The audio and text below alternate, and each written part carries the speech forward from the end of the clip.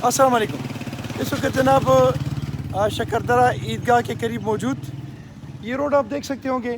एक थोड़ा सा नज़ारा आपको मैं इसका दिखाऊंगा।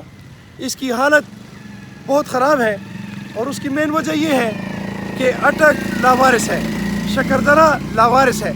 अगर ये लावारिस ना होता तो इसकी रोडों की ये सिचुएशन ना होती। अफसोस तो इस बात की है 70-75 साल से यहाँ के नाम नहाद रहनुमाओं की जो सारी कारकर्दगी है वो आपको इसके टूटे फूटे रोडों से अंदाज़ा हो रहा होगा।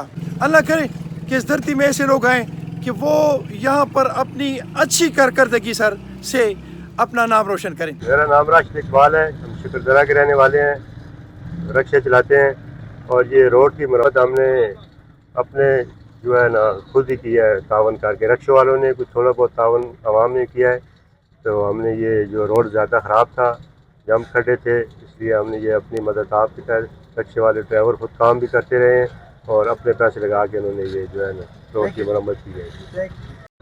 जी, शबीर अहमद नाम है मेरा, मैं इस गांव का रहीशी हूँ। हमारे गांव में सबसे बड़ा मसला जो इस वक्त चल रहा है गैस का है।